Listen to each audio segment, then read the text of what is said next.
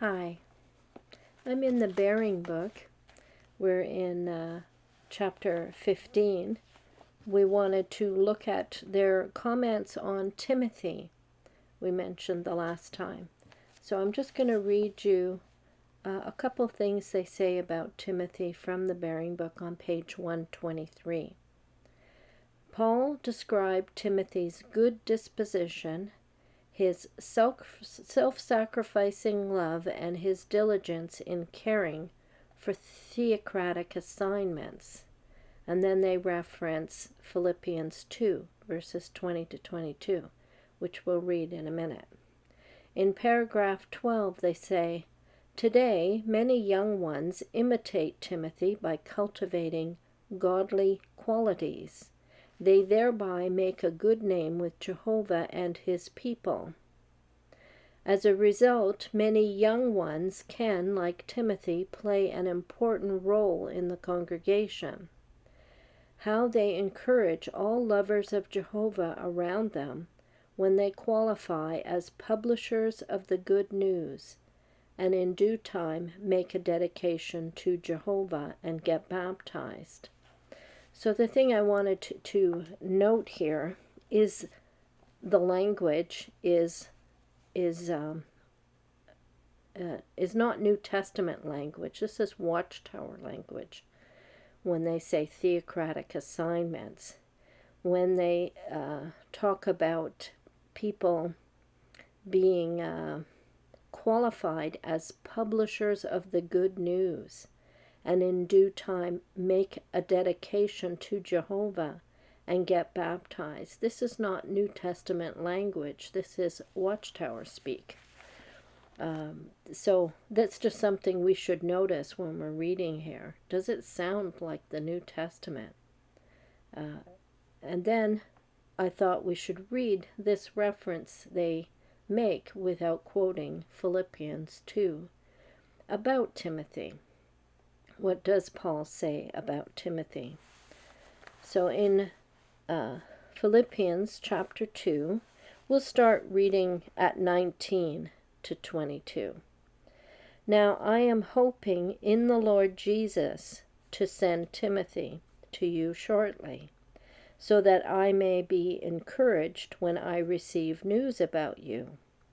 For I have no one else of a disposition like his, who will genuinely care for your concerns, and for all the others are seeking their own interest, not those of Jesus Christ.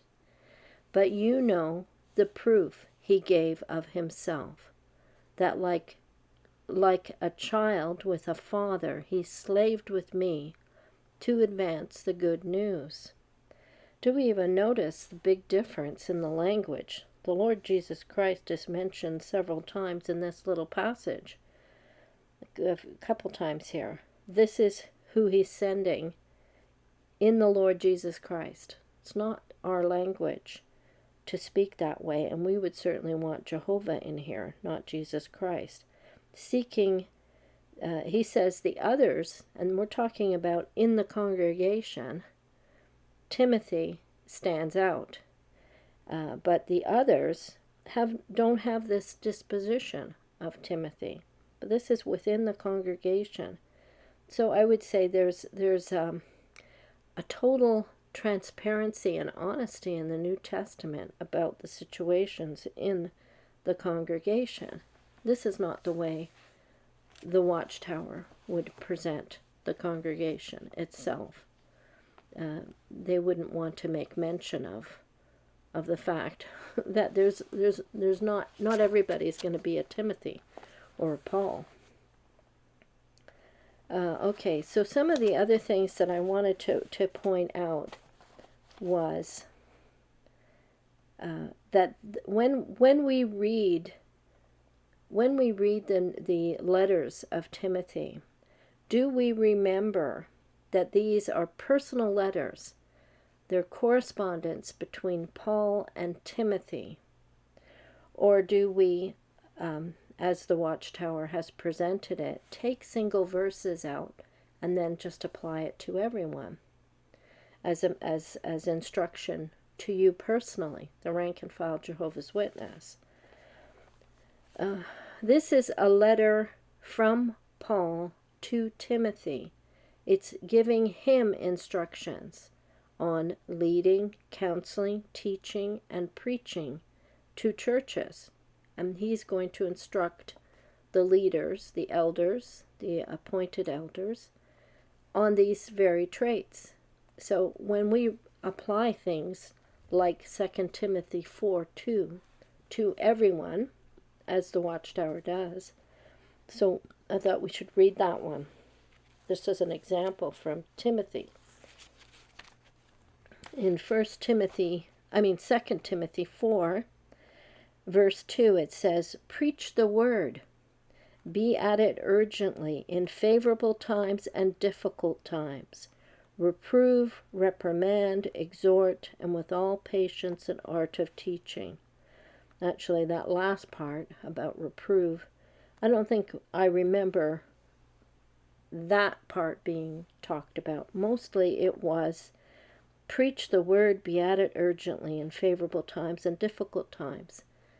This was directed at every witness, every Jehovah's Witness, as something that they are being instructed to do. Why don't we read from 1 to 3 to really get a sense of who this is being told to and where it's talking about this preaching. "I solemnly charge you," I being Paul, "I solemnly charge you," which would be Timothy. If you read the first chapter of 2 Timothy, Paul says his choice is Timothy, that his hands had been laid on Timothy. And so he's talking to him personally in the letter.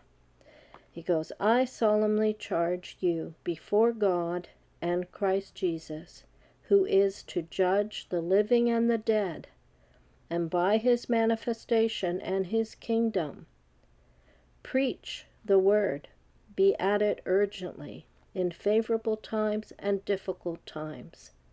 Reprove, reprimand, exhort, and with all patience and art of teaching.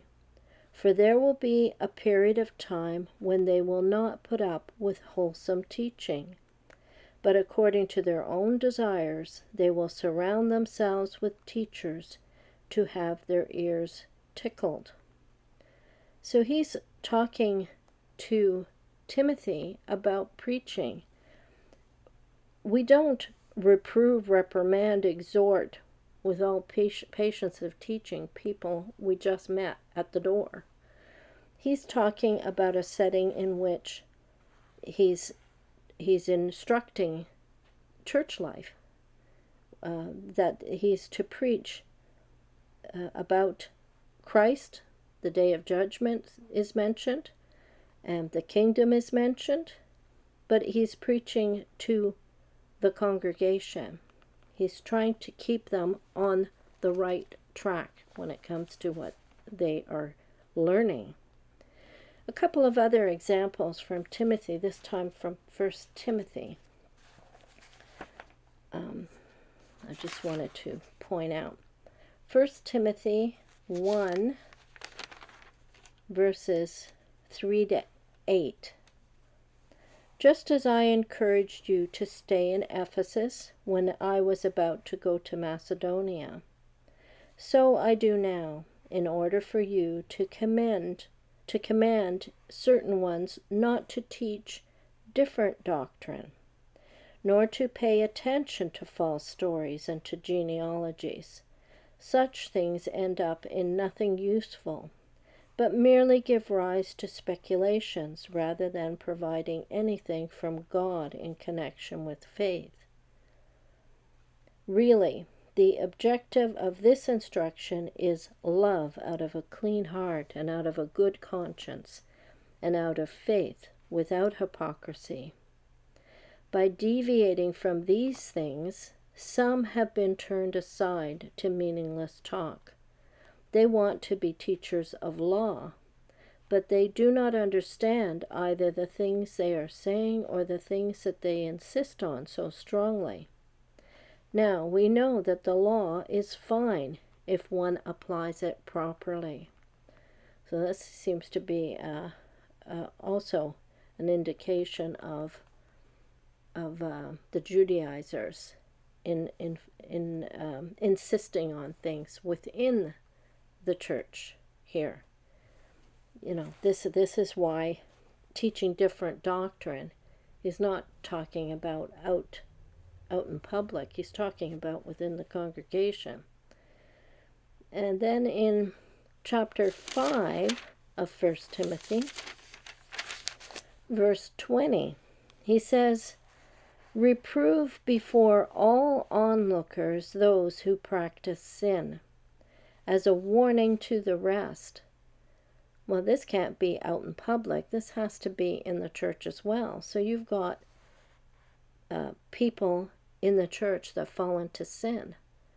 And what are they encouraged to do? Not throw them out, but to publicly reprove them. So the things that we just didn't notice when we were reading Timothy, and I think not considering that this is a letter to a leader in the church who is being instructed on leading and encouraging others in other appointed elders on how they should be working within the congregation. I'm going to link to a video called Rutherford Defies Churches, Russell, and J.W. Org on Romans chapter 13. JWs, as usual, just follow the leader. Thanks for watching.